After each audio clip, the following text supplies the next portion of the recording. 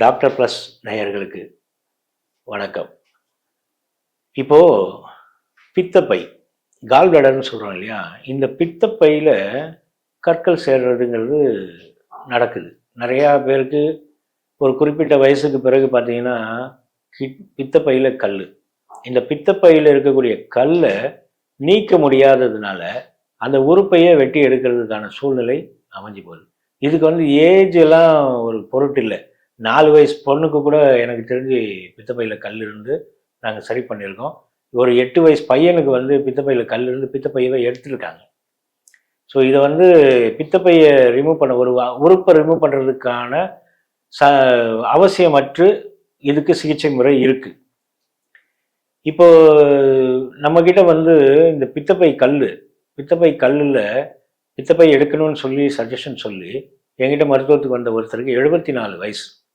இந்த வயசுக்கு மேலே நான் ஒரு ஆர்கனை இழந்து அதால் வரக்கூடிய துன்பத்தை நான் அனுபவிக்கணுமா?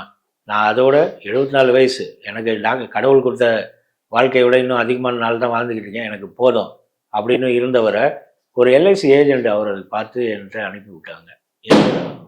புத்தூர்லேருந்து. இந்த புத்தூர்லேருந்து இங்கே என்கிட்ட அந்த சிகிச்சைக்கு 80 நாள் எடுத்தார். அந்த பித்தப்பை கல்லில் கிளியர் பண்ணுறதுக்கு சில வர்ம மூலிகைகளை கொண்டு தயாரிக்கப்பட்ட ஒரு சூரணம். அந்த சூரணத்தை கஷாயம் போட்டு குடிக்க சொல்லி கொடுத்து விட்டேன். இதில் 40 நாள் முடிச்சுட்டு ஒரு டெஸ்ட் எடுங்கன்னு சொன்னேன்.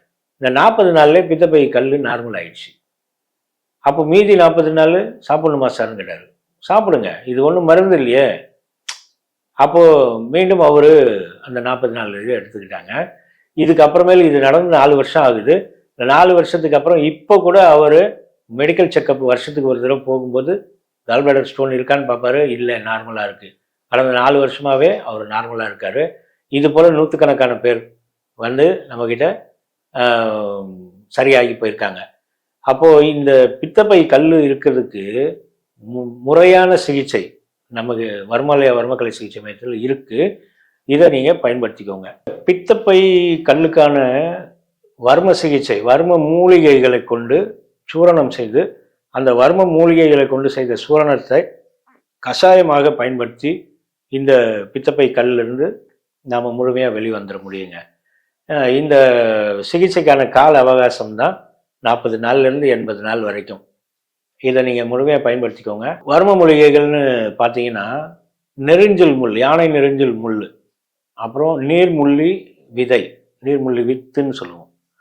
இது ரெண்டையுமே சம அளவு எடுத்து அரைச்சி ஒன்றா கலந்து ஒரு ஸ்பூன் எடுத்து 2 டம்ளர் தண்ணியில் போட்டு அந்த தண்ணியை கொதிக்க வச்சு 1/2 டம்ளர் 3/4 டம்ளராக வற்ற விட்டு எடுத்து வடிகட்டி புழிஞ்சு அந்த கஷாயத்தை குடிக்கணும். இது 40 நாள் ஒரு லிமிட் இருந்தால், பித்தப்பை கற்கள் பெருசாக இருக்கும் பட்சத்தில் இன்னொரு 40 நாள். இப்போ 80 நாளில் இந்த விஷயத்தை முழுமையாக சரி பண்ணி இந்த பிரச்சனையிலேருந்து நீங்கள் வெளியில் வந்துடலாம். நன்றி, வணக்கம்.